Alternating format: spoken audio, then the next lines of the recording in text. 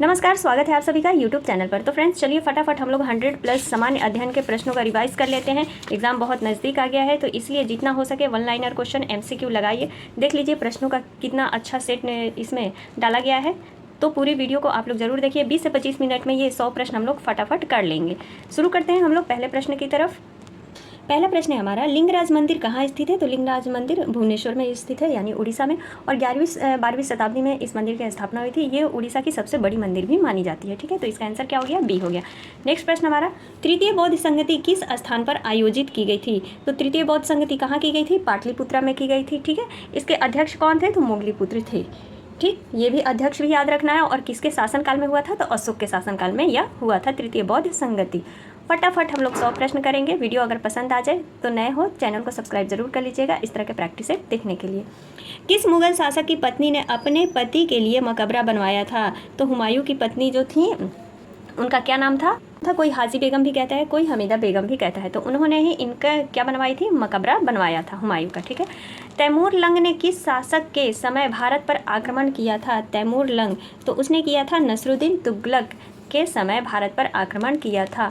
महावीर ने अपना उपदेश किस भाषा में दिया? तो महावीर ने अपना उपदेश जो दिया है वो प्राकृतिक भाषा में दिया है। नेक्स्ट प्रश्न, निम्नलिखित में से कौन सा एक हड़प्पाकालीन बंदरगाह है? तो वो है लोथल। लोथल क्या है? एक हड़प्पाकालीन बंदरगाह है। निम्नलिखित में से किस ग्रंथ के अनुसार अशोक ने सबसे छोटे भाई को छोड़कर अपने 99 भाइयों की हत्या करने के बाद राजगद्दी हड़प ली थी? मतलब अशोक के बारे में तो कहा ही जाता है कि उसने अपने भाइयों की हत्या की थी, लेकिन यहाँ पर बोल रहा है कि एक ग्रंथ है, वो कौन सा ग्रंथ है जिसके अनुसार उसने अपने छोटे भाई, सबसे जो छोटा भाई था उसको छोड़ करके 99 भाइयों की हत्या कर करके राजगद्दी पर बैठा था? तो वो था कौन सा? दीपवंश। दीपवंश ग्रंथ में यह बात कही गई है। मेगास्थनीज निम्न में से किस राज्य दरबार में दूत बनकर आया था? तो मेगास्थनीज आया था चंद्रगुप्त मौर्य के दरबार में दूत बन करके। निम्नलिखित में से प्राचीन भारतीय पुस्तक का अनुवाद अब्बू फजल ने आयार ए दानिश के नाम से किया है? किसका किया है आयार ए दानिश के नाम से अनुवाद? तो वो किया है पंचतंत्र का। किसका? पंचतंत्र का। चंद्रगुप्त मौर्य ने सेल्यूकस निकेटर को कब हराया था? चंद्रगुप्त मौर्य ने सेल्यूकस निकेटर को कब हराया था? तो 305 ईस्वी में सेल्यूकस निकेटर को हराया था। किस प्रकार की भूमि को अपरहत कहा जाता है? तो बिना जोती हुई जो जंगली भूमि होती है उसको क्या कहा जाता है? अपरहत कहा जाता है। जैसे परती हम लोग बोलते हैं ना, तो वही उस समय क्या कहा जाता था? अपरहत कहा जाता था। खेड़ा का युद्ध किनके बीच हुआ था? तो खेड़ा का युद्ध हुआ था साहू और ताराबाई के बीच में हुआ था। खेड़ा का युद्ध किनके बीच में हुआ था? तो साहू और ताराबाई के बीच में हुआ था। नेक्स्ट प्रश्न, सिक्किम का भारत में विलय किसने किया था? तो सिक्किम का भारत में विलय किया था लॉर्ड डलहौजी ने। अगला प्रश्न है हमारा, मुगल बादशाह बहादुर शाह द्वितीय का सेनापति कौन था? तो जिसने 1857 के विद्रोह का नेतृत्व किया था। मुगल बादशाह बहादुर शाह जफर का जो पूछ रहा है कि सेनापति कौन था, तो वो था बख्त खां, जिसने 1857 के विद्रोह का नेतृत्व किया था। अगला प्रश्न, यंग बंगाल आंदोलन के संस्थापक कौन थे? तो यंग बंगाल आंदोलन के संस्थापक विवियन डेरोजियो थे। कौन था? विवियन डेरोजियो था। रंजीत सिंह एवं किस अंग्रेज अधिकारी के मध्य 1809 ईस्वी में अमृतसर की संधि हुई थी?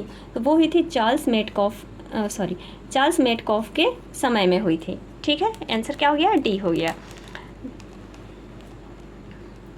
दक्षिण भारत के ब्रह्म समाज को क्या कहा जाता है? तो दक्षिण भारत के ब्रह्म समाज को वेद समाज कहा जाता है।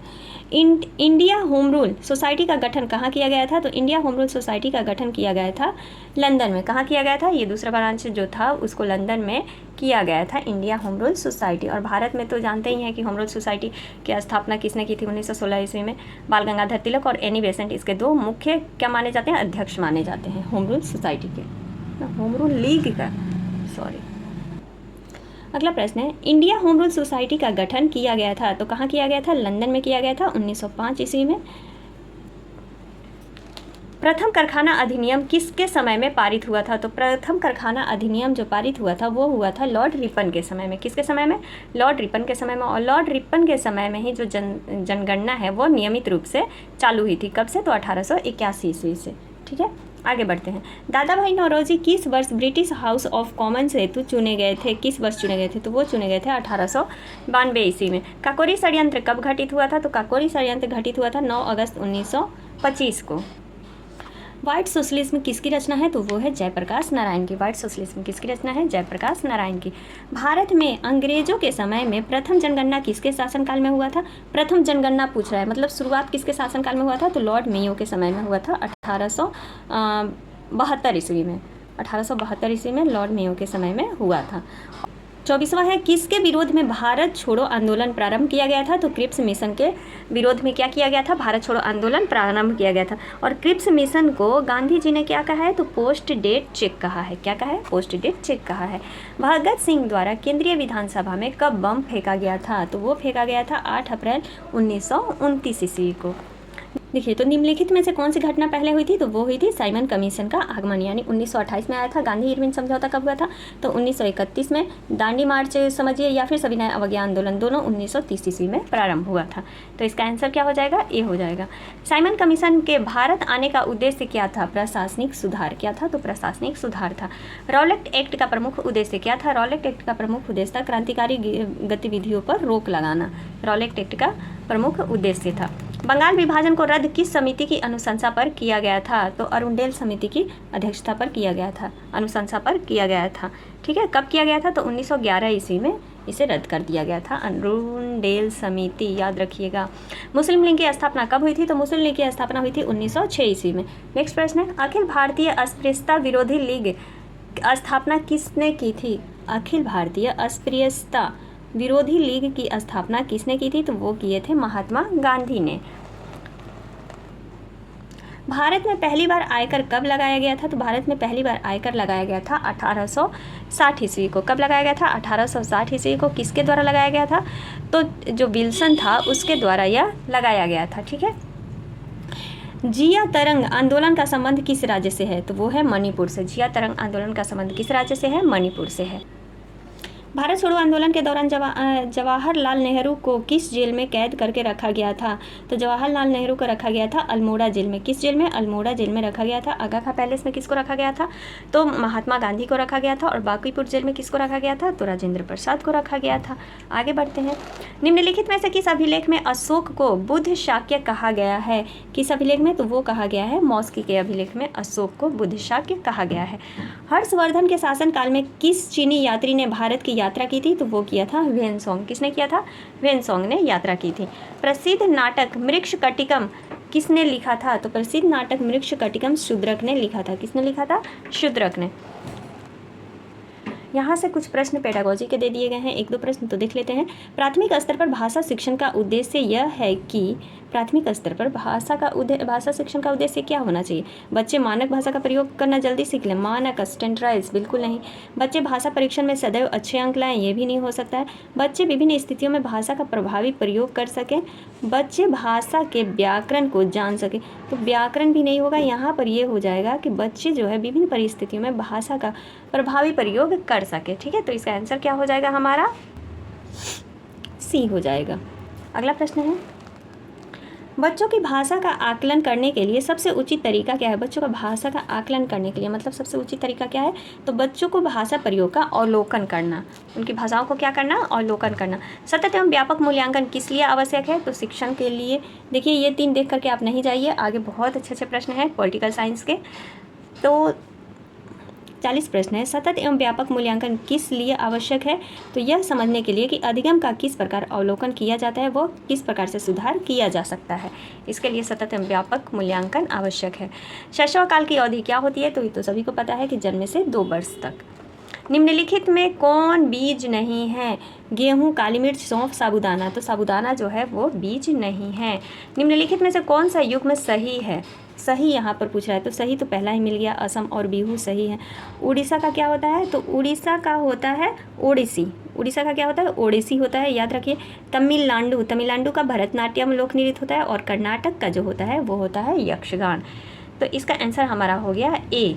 नेक्स्ट प्रश्न, प्राथमिक स्तर पर पर्यावरण अध्ययन में समुदाय सीखने सिखाने का एक महत्वपूर्ण साधन है। क्योंकि भैया प्राथमिक स्तर पर पर्यावरण अध्ययन में समुदाय सीखने सिखाने का एक प्रमुख साधन क्यों है? क्योंकि यह वास्तविक स्थितियों में सिखाने के अवसर उपलब्ध करवाता है, इसीलिए यह आवश्यक है। टेरा रोसा मिट्टी किसके लिए उपयुक्त होती है? तो वो होती है कहवा के लिए। टेरा रोसा जो मिट्टी है वो किसके लिए उपयुक्त है? कहवा के लिए उपयुक्त है। दीनदयाल बंदरगाह कहाँ अवस्थित है? तो दीनदयाल बंदरगाह गुजरात में अवस्थित है। कांडला बंदरगाह का ही नाम क्या कर दिया गया है? दीनदयाल बंदरगाह कर दिया गया है। सूची 1 और सूची 2 दिया है जिसको कि मिलान करना है। तो चलिए मिलान हम लोग कर लेते हैं। भारतीय प्राणी विज्ञान सर्वेक्षण केंद्र कहाँ है? तो सर्वेक्षण केंद्र कोलकाता में है। 1 का 2 हो गया। भारतीय वन प्रबंधन संस्थान कहाँ पर है? तो भारतीय वन प्रबंधन संस्थान जो है भोपाल में। वन सर्वेक्षण केंद्र कहाँ है भैया? केंद्र देहरादून में है। और विज्ञान केंद्र कहाँ है? बेंगलुरु में। तो क्या हो गया हमारा? 1 2 3 यानी 2 3 4 1 2 3 4 1 देख लीजिए किस ऑप्शंस में दिया हुआ है। तो वो दिया है हमारा डी ऑप्शंस में। इसका आंसर क्या हो गया? डी सही हो गया। अगला प्रश्न हमारा, राष्ट्रमंडल खेल 2022 के संबंध में निम्नलिखित में से कौन सा कथन सही है? तो कौन सा कथन सही है? इसका आयोजन बर्मिंघम के इंग्लैंड में हुआ था। भारत ने कुल 66 पदक जीते। नहीं, देखिए ये वाला गलत है क्योंकि भारत ने जो है यहाँ पर 61 पदक जीते हैं। कितने पदक? तो कुल 61 पदक जीते हैं। पदक तालिका में भारत का चौथा स्थान प्राप्त हुआ है। बिल्कुल सही है। तो पहला और तीसरा हमारा सही है। तो इसका आंसर क्या हो गया? सी हो गया। नेक्स्ट प्रश्न, हाल ही में अंतर्राष्ट्रीय शतरंज महासंघ का उपाध्यक्ष किसे चुना गया है? तो वो चुना गया है विश्वनाथ आनंद को। किसे? विश्वनाथ आनंद को चुना गया है। निम्नलिखित में से किस देश ने चंद्रमा पर अपना पहला अंतरिक्ष यान दानुरी लॉन्च किया है? तो वो किया है दक्षिण कोरिया। दक्षिण कोरिया ने अपना पहला अंतरिक्ष यान दानुरी को लॉन्च किया है। निम्नलिखित में से किस मंत्रालय द्वारा आज़ादी के अमृत महोत्सव के तहत बढ़े चलो अभियान की शुरुआत की है? वो किया है संस्कृत मंत्रालय ने। किसने? संस्कृत मंत्रालय ने यह अभियान चालू किया है, बढ़े चलो। नेक्स्ट प्रश्न है, निम्नलिखित में से कौन सा रोग जीवाणु संक्रमण है जो यौन संपर्क के माध्यम से प्रेषित हो सकता है यानी फैल सकता है? तो वो है गोनोरिया। गोनोरिया जो एक बीमारी है वो कौन सा रोग है? तो जीवाणु के संक्रमण से जो यौन संपर्क के माध्यम से क्या होता है? प्रेषित होता है। नेक्स्ट प्रश्न हमारा, निम्नलिखित में से कौन सा HIV एड्स का इलाज नहीं है? तो वो है रक्ताधान। रक्ताधान जो है HIV एड्स का इलाज नहीं है। निम्नलिखित में से कौन सा कवक रोग है जो गेहूं के पौधे में को प्रभावित करता है? तो वो है रस्ट। रस्ट जो एक कवक है जो कि गेहूं के पौधे को क्या करता है? प्रभावित करता है। निम्नलिखित में से कौन सा असत्य फल का उदाहरण है? तो वो है स्ट्रॉबेरी। स्ट्रॉबेरी हो गया, अनानास हो गया, ये सब क्या है? असत्य फल के उदाहरण है। पाचन तंत्र में अग्नाशय का क्या कार्य है? तो पाचन तंत्र में अग्नाशय का कार्य होता है रक्त शर्करा के स्तर को नियंत्रित करना। क्या करना? रक्त शर्करा जो होता है उसके नियंत्रण को क्या करना? नियंत्रित करना, उसके स्तर को। DNA में कितने नाइट्रोजनी क्षार होते हैं? तो वो होता है 4। निम्नलिखित में से कौन सी सभी यूकैरियोटिक कोशिकाओं की विशेषता है?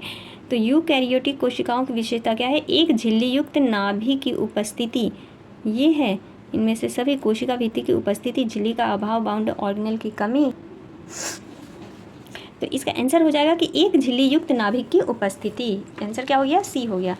पौधे में प्रकाश संश्लेषण को नियंत्रित करने वाले एंजाइम का उत्पादन के लिए कौन से सूक्ष्म पोषक तत्व की आवश्यकता होती है? तो वो होती है मैग्नीज की। कौन से पोषक तत्व की? मैग्नीज की आवश्यकता होती है। महिला प्रजनन प्रणाली में ओव्यूलेशन शुरू करने के लिए कौन सा हार्मोन्स उत्तरदायी है? तो वो उत्तरदायी है ल्यूटिनाइजिंग हार्मोन। कौन सा? ल्यूटिनाइजिंग हार्मोन जो है उत्तरदायी होता है।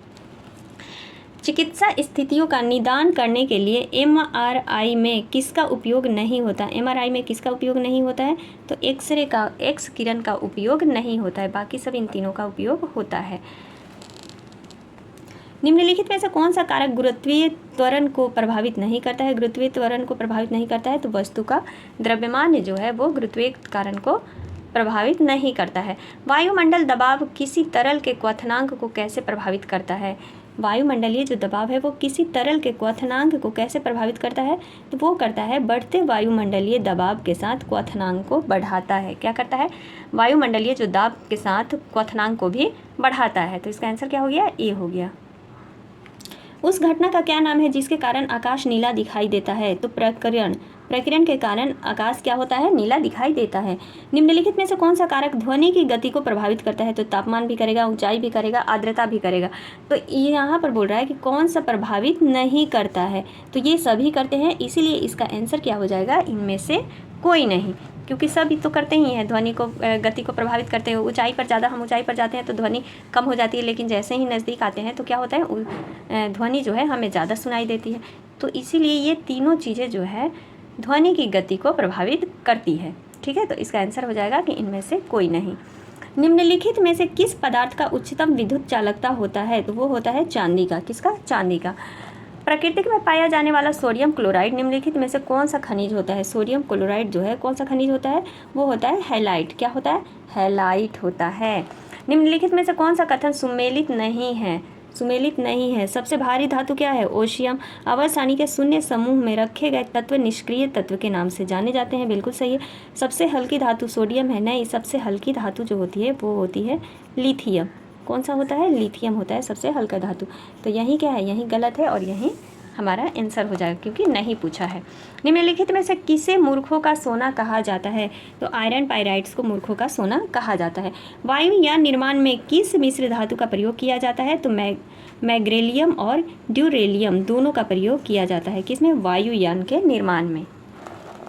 हंसाने के लिए निम्नलिखित में से किस गैस का प्रयोग किया जाता है? तो वो किया जाता है नाइट्रस ऑक्साइड का। किसका? नाइट्रस ऑक्साइड का। निम्न में से कौन सा गैस जो फोटोकेमिकल स्मॉग के कारण आँख में जलन पैदा करता है? वो होता है गैस एक्रोलिन। कौन सा गैस? एक्रोलिन गैस के कारण आँखों में जलन उत्पन्न होता है। गैसों के आयतन दाब भिन्न भिन्न नियम तापों पर आचरण करने को दर्शाने के लिए आरेखित चक्र रेखा क्या कहलाती है? वो कहलाती है आइसोथर्मल। क्या कहलाती है? आइसोथर्मल्स कहलाती है। निम्नलिखित में से कौन सा, अब यहाँ से पॉलिटिकल के प्रश्न चालू हो जाते हैं जो कि बेस्ट है। निम्नलिखित में से कौन सा अधिकार भारतीय नागरिक को प्राप्त है? गैर भारतीय नागरिकों को नहीं प्राप्त है। तो विचार एवं अभिव्यक्ति ये तो भारतीय नागरिक को प्राप्त है। शांतिपूर्ण सम्मेलन भी प्राप्त है। अल्पसंख्यकों के अधिकार भी प्राप्त है। जीवन और स्वतंत्रता का संरक्षण ये दोनों को प्राप्त है, मतलब भारतीयों को भी और गैर भारतीयों को भी। तो इसमें पूछा है कि निम्नलिखित में से कौन सा मौलिक अधिकार भारतीय नागरिक को प्राप्त है और गैर भारतीयों को नहीं प्राप्त है? तो इसका आंसर हो जाएगा 1, 2, 3, यानी तीनों ये जो है भारतीय नागरिक को प्राप्त है। कौन सा संविधान अधिनियम संसद के सदस्यों और विधानसभा सदस्यों की अयोग्यता से संबंधित है? अयोग्यता से संबंधित है तो वो है 52वां संविधान संशोधन। 52वां संविधान संशोधन जो है संविधान अधिनियम संसद के सदस्यों और विधानसभा सदस्यों की अयोग्यता से संबंधित है। निम्नलिखित में से यह कथन किनका है कि राज्य के नीति निर्देशक सिद्धांत एक ऐसा चेक है जो बैंक की सुविधा अनुसार अदा किया जाता है? ये है केटी शाह का। किसका कथन है? केटी शाह का कथन है। निम्नलिखित में से अंतर्जातीय परिषद का अध्यक्ष होता है? कौन होता है? तो वो होता है प्रधानमंत्री। कौन होते हैं? प्रधानमंत्री होते हैं। भारत के संविधान का कौन सा अनुच्छेद भारतीय निर्वाचन आयोग की स्थापना से संबंधित है? किससे? भारतीय निर्वाचन आयोग की स्थापना से संबंधित है। तो वो है अनुच्छेद 324। 324 अनुच्छेद जो है वो भारतीय निर्वाचन आयोग के स्थापना से संबंधित है। निम्नलिखित में से भारत के संविधान में 5वीं अनुसूची और 6ठी अनुसूची के उपबंध का संबंध है? अच्छा, अनुसूची यहाँ पर पूछ लिया। सभी सीमावर्ती राज्यों के हितों के संरक्षण के लिए, अनुसूचित जातियों के हितों के संरक्षण के लिए। हाँ, सही बात है। 5वीं और 6ठी जो अनुसूची है उसमें अनुसूचित जाति जनजातियों के बारे में कही गई है। तो इसका आंसर क्या हो गया? बी हो गया। भारत में सरकार की संसदीय प्रणाली कहाँ से ग्रहण की गई है? तो वो किसका पूछ रहा है? संसदीय प्रणाली वो किया गया है ब्रिटिश संविधान से। कहाँ से? ब्रिटिश संविधान से। मौलिक अधिकारों के कार्यान्वयन से संबंधित मुकदमे न्यायालय के किस अधिकार क्षेत्र में आते हैं? मौलिक अधिकार के कार्य से संबंधित जो मुकदमे होते हैं वो न्यायालय के किस अधिकार क्षेत्र में आते हैं? तो वो आते हैं सर्वोच्च न्यायालय के प्राथमिक क्षेत्राधिकार में। किसमें? सर्वोच्च न्यायालय के प्राथमिक क्षेत्राधिकार में आते हैं। भारतीय संविधान सभा के सदस्यों का चुनाव कैसे होता है? तो सदस्यों का चुनाव विभिन्न प्रांतों की विधानसभाओं द्वारा चुना जाता है। इसका आंसर क्या हो गया? सी हो गया। किस संशोधन के तहत राष्ट्रपति को कोई भी सलाह मंत्रिपरिषद द्वारा पुनर्विचार के लिए किए जाने के लिए वापस भेजने का अधिकार है? ये जो मैं छोटी सी एक राष्ट्रपति के ऊपर वीडियो डाली हूँ उसको आप लोग जरूर देख लीजिए। अगर वो वीडियो आप देख लेते हैं तो राष्ट्रपति से एक भी प्रश्न आपका नहीं छूटेगा। तो वो है 44वें संविधान संशोधन में। तो यहाँ पर पूछा ही था कि किस संशोधन में, तो 44वां संशोधन। अगर यहाँ पर पूछता कि कौन सा अनुच्छेद, तो अनुच्छेद अगर पूछ लेता कि किस अनुच्छेद में कहा गया है कि मतलब राष्ट्रपति जो है वो किसी भी मंत्रिपरिषद को पुनर्विचार के लिए कोई भी विषय का जो है उसको वापस भेज सकते हैं, मतलब तो वो अनुच्छेद 74 के तहत अगर अनुच्छेद पूछे तो। आगे बढ़ते हैं। निम्न संविधान संशोधन में किस एक अंतर्गत दिल्ली राष्ट्रीय राजधानी क्षेत्र बना? निम्न संविधान संशोधन मतलब कौन से संविधान संशोधन के तहत जो हमारा दिल्ली है वो राष्ट्रीय राजधानी क्षेत्र बना, तो वो बना था 69वां संविधान संशोधन के तहत। भारत के राष्ट्रपति द्वारा अनुच्छेद 123 के तहत जारी अध्यादेश का सत्र प्रारंभ होने के बाद कितने समय तक प्रभावी रह सकता है, तो वो रह सकता है 6 माह तक। कितने माह तक? 6 सप्ताह तक। पंचायती राज संस्थाओं में आरक्षण संबंधी प्रावधान की चर्चा किस अनुच्छेद के तहत की गई है, तो वो किया गया है अनुच्छेद 243D के तहत। किसके तहत? अनुच्छेद 243D के तहत कहा गया है। यूके सिन्हा समिति निम्न में से किससे संबंधित है, तो यूके सिन्हा जो समिति है वो निम्न में से किससे संबंधित है, वो संबंधित है सूक्ष्म लघु एवं मध्यम उद्योग किससे? सूक्ष्म लघु एवं मध्यम उद्योग से संबंधित है।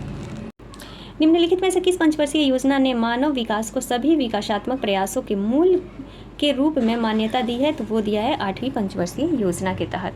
ठीक है, 8वीं पंचवर्षीय योजना में विकासात्मक प्रयासों के मूल के रूप में मान्यता प्रदान किया गया है मानव के विकास को। आंसर हो गया हमारा सी।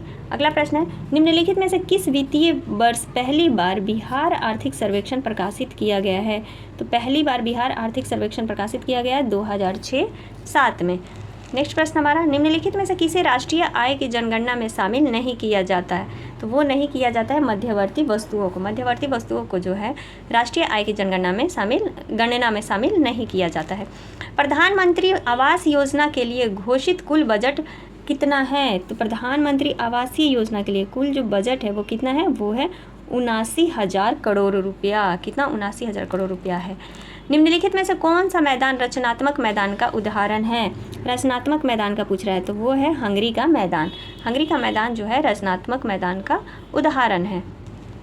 प्रश्न हमारा 93 कि विश्व के प्रमुख द्वीप समूह के संदर्भ में कौन सा तथ्य गलत है, तो बैफिन द्वीप कहाँ है? उत्तरी ध्रुव पर, यह सही है। ब्रिटेन जो है वो पश्चिमी अटलांटिक महासागर पर नहीं है, ये कहाँ है? तो ये है उत्तरी अटलांटिक महासागर पर। तो यहाँ पर पूछ रहा था गलत, तो इसलिए गलत ये हो गया।